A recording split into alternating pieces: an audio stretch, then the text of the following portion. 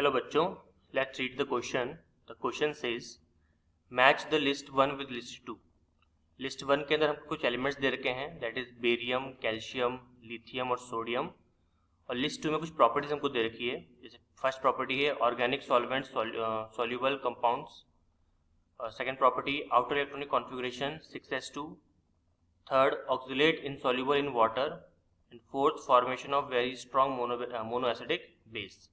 आपको बताना है करेक्ट आंसर कौन सा है, मतलब मैच करवाना है अपन को, और ABCD से हमको देख के आंसर बताना है.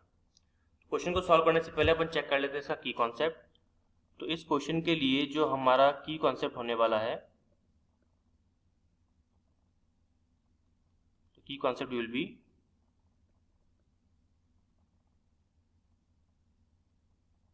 एलिमेंट्स एंड सम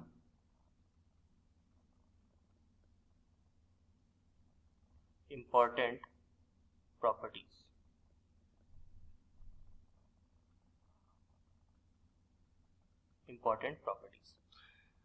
तो देखिए वन बाय वन अपन इसको पूरा एक बार डिस्कस कर लेते हैं. जैसे हमारे पास में कुछ एलिमेंट्स है बेरियम, कैल्शियम, लिथियम और सोडियम. तो देखिए सबसे पहली चीज तो हम स्टार्ट करते हैं विद बेरियम. अब बेरियम की अगर हम बात करें, पहला एलिमेंट हमारे पास में है बेरियम. तो अगर हम बात करें बेरियम की, Ba की, तो आपको पता है कि बेरियम जो होता है वो कौन से ग्रुप में आता है? ये आता है सेकंड ग्रुप में. ठीक है, आप लिख सकते हो comes in second group of S block. ठीक है, एस ब्लॉक के सेकंड ग्रुप का मेंबर है ये. अगर मैं सेकंड ग्रुप को यहाँ पे बना के दिखाऊं, लिखूं इसके एलिमेंट्स यहाँ पे, तो आप देख सकते हो क्या क्या आएगा. बेरिलियम, मैग्नीशियम, कैल्शियम, स्ट्रोंशियम और barium.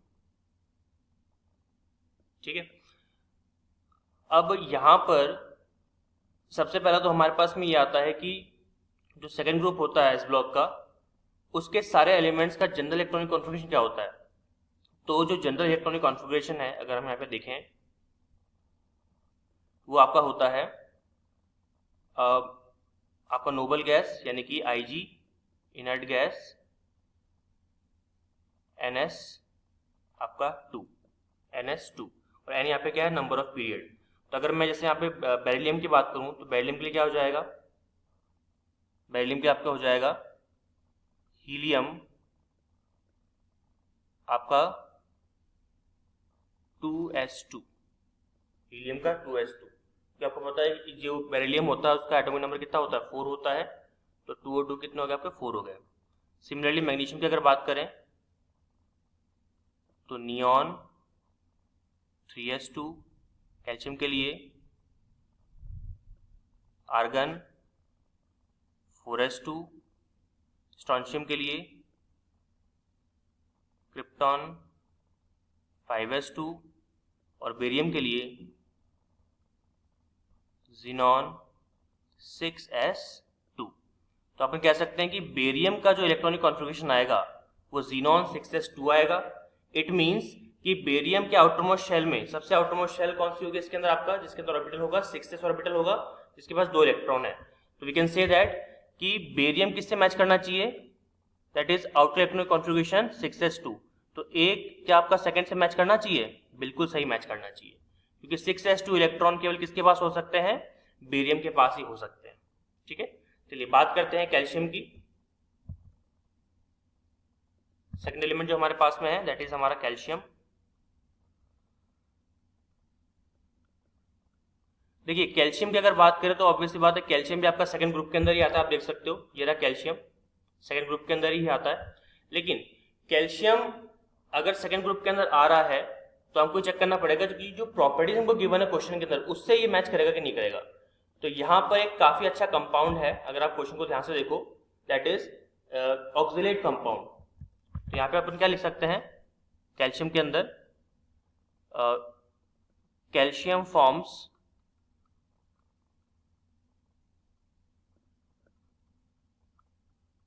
Calcium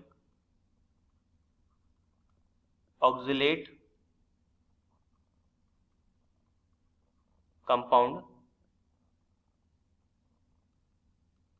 which is insoluble in water. जो कैल्शियम आपका ऑक्सलेट होता है वो कभी भी वाटर में डिसॉल्व नहीं होता। अगर मैं आपको इसका वो बताऊं, फॉर्मेशन अगर बताऊं, तो देखिए आपको पता है कि ऑक्जेलिक एसिड होता है हमारे पास में। ऑक्जेलिक एसिड का स्ट्रक्चर कुछ इस तरह से होता है, C double bond O OH, C double bond O, यहाँ पे OH, ठीक है। ये आपका एक वीक एसिड है, this is your oxalic acid.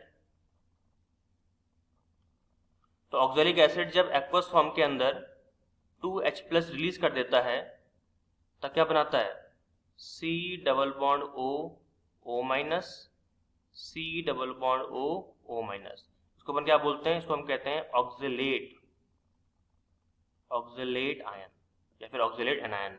और ये ऑक्जेलेट एनायन किससे कंबाइन करता है, कैल्शियम के साथ में। और कैल्शियम से कंबाइन करके क्या बनाता है, देखिए हमारे पास में क्या है, C double bond O O minus, C double bond O O minus. तो ये दोनों तरफ से Ca2 प्लस आयन को क्या करता है, अट्रैक्ट होता है, इस तरह से जुड़ जाता है। अब यहाँ पे अगर आप चेक करोगे तो यहाँ पर एक कैल्शियम को दो तरफ से इलेक्ट्रॉन दिया जा रहा है, तो वी कैन से दैट, हम क्या बोल सकते हैं इसको देखकर, कि oxalate anion exhibits chelating effect, ठीक है, chelating effect and forms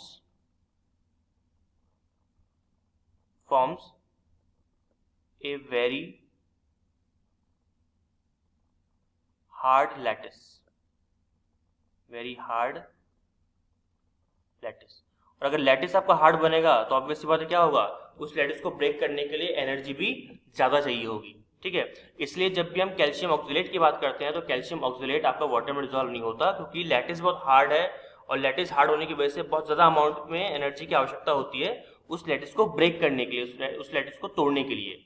जैसे आपको पता होगा कि जो लैटिस एंथैल्पी होती है इसकी, वो काफी ज्यादा हाई होती है, ठीक है। अगर हम बात करें यहाँ पे कैल्शियम ऑक्सलेट की, तो आपका हो जाएगा CaC2O4, ये 2 प्लस ये 2 माइनस, तो इसकी जो लैटिस एंथैल्पी होती है वो हाई होती है। लैटिस एंथैल्पी क्या होती है, हाई होती है। What do you mean by lattice enthalpy?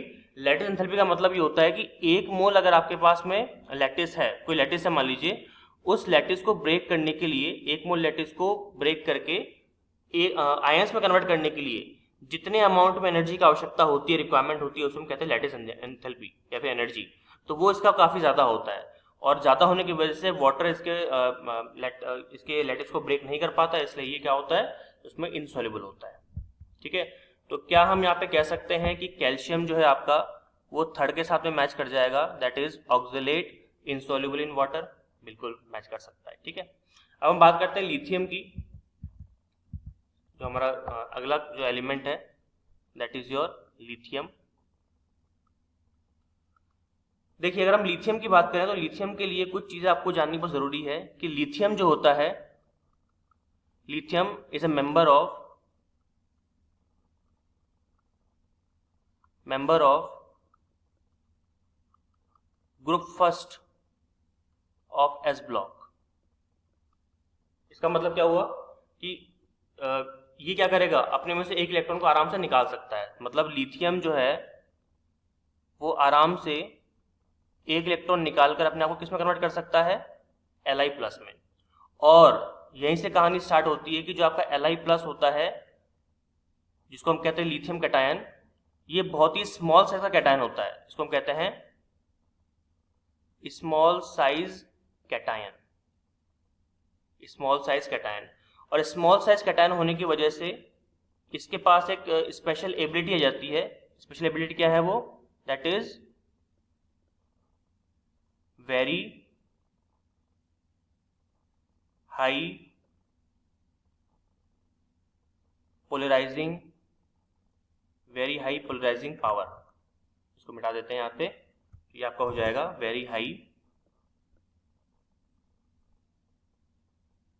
Polarising power. और लिथियम प्लस का चूंकि साइज बहुत छोटा है, ठीक है, और साइज छोटा होने की वजह से पोलराइजिंग पावर बहुत ज्यादा है, इसकी तरह, इसलिए ये हमेशा कौन से कंपाउंड बनाता है, ये हमेशा बनाता है कोवेलेंट कंपाउंड्स। ये क्या बनाता है आपका, कोवेलेंट कंपाउंड। जैसे फॉर एग्जांपल अगर बात करें तो LiCl, लिथियम क्लोराइड, ये क्या है, कोवेलेंट कंपाउंड है। और कोवेलेंट कंपाउंड के फॉर्मेशन की वजह से ये इसके जो सॉल्ट्स होते हैं, ठीक है, वो आपके ऑर्गेनिक सॉल्वेंट में इजीली डिसॉल्व हो जाते हैं, ठीक है। क्योंकि यहाँ पे आपको पता होगा, यहाँ पे अपन क्या बोल सकते हैं, सॉल्ट्स या फिर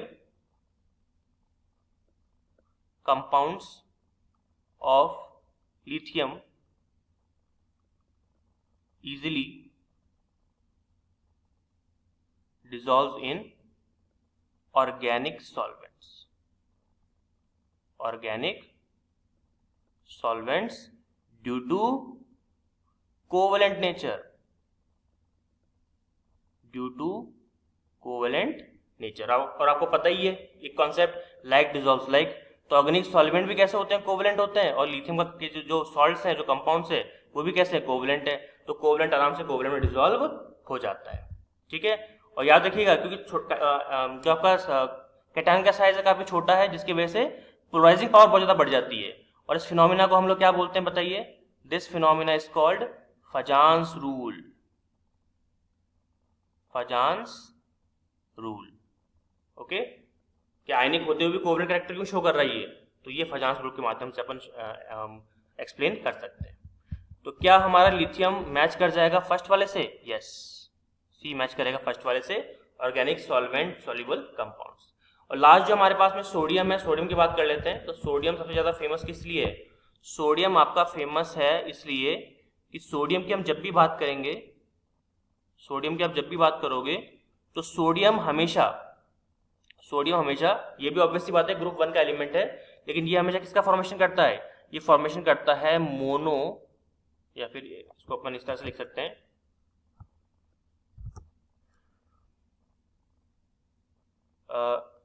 it forms very stable compound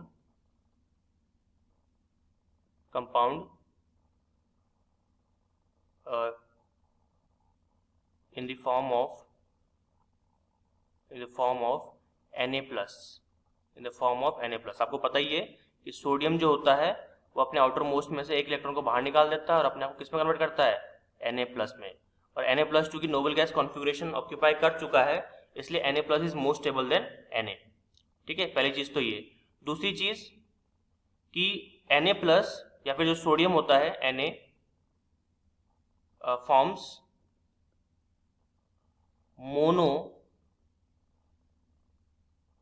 mono acidic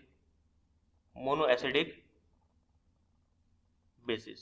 अब ये मोनो एसिडिक बेस का मतलब क्या होता है, ये ऐसे बेस होते हैं जिनका जब कंप्लीट आयोनाइजेशन किया जाए तो एक हाइड्रोक्साइड बाहर निकाल देते हैं, ठीक है। मतलब हम इनको कैसे लिख सकते हैं, हम इनको इस तरह से लिख सकते हैं, on complete ionisation it liberates 1 hydroxide, ठीक है। तो ऐसा कोई भी कंपाउंड जिसका कंप्लीट आयोनाइजेशन होने पर एक हाइड्रोक्साइड मिल जाए तो उसे हम क्या बोलते हैं, मोनो एसिडिक बेसिस। और इसका बेस्ट एग्जांपल आपके पास में NaOH, क्योंकि जैसे इसको आप वाटर में डिसॉल्व करोगे या फिर इसको एक्वस फॉर्म में लोगे तो एक्वस फॉर्म के अंदर ये हमेशा क्या देता है, हमें देता है Na+ एक्वस और साथ में OH- एक्वस, ठीक है। तो क्या हमारा सोडियम मैच कर जाएगा डी के साथ में, फोर्थ के साथ में, yes, formation of very strong mono acidic basis, ठीक है। तो चलिए चेक करते हैं किससे मैच कर रहा है।